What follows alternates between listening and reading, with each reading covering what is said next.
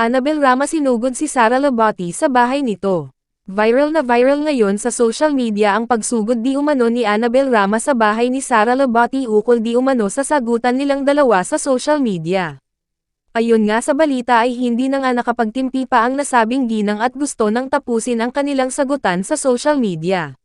Samantala naging mainit na usapin sa mundo ng social media ang mga binitiwang pahayag ng veteran showbiz columnist na si Manay Christy Ferman, hinggil sa hiwalayan ng mag-asawang sina Sara Labati at Richard Gutierrez.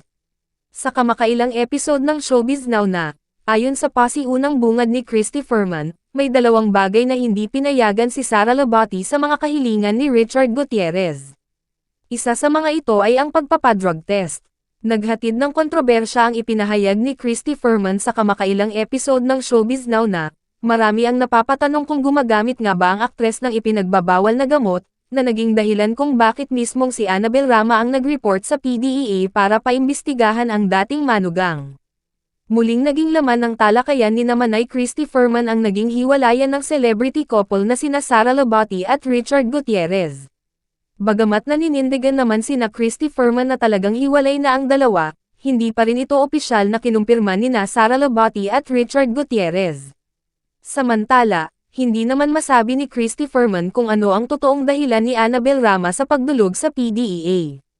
Hindi naman lingid sa kaalaman ng lahat na ang ahensya ng PDEA ang humuhuli sa mga taon-lulong sa ipinagbabawal na gamot. Sa kabilang banda, nilinaw naman ni Christy Ferman na hindi naman nila kinukumpirma na kaya nagpunta sa PDEA si Annabel Rama ay para isuplong ang mga taong gumagamit ng ipinagbabawal na gamot, pero baka may koneksyon ito sa isyu ni Richard Gutierrez at Sara Labati.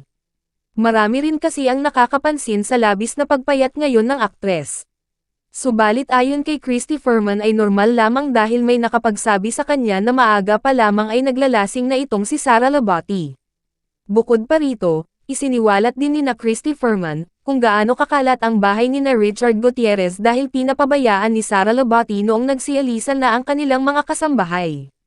Sa ngayon ay hindi na muna nagbibigay ng anumang pahayag si Annabel Rama sa isyo ng kanyang anak dahil pinagbabawalan na siya ng kanyang abogado.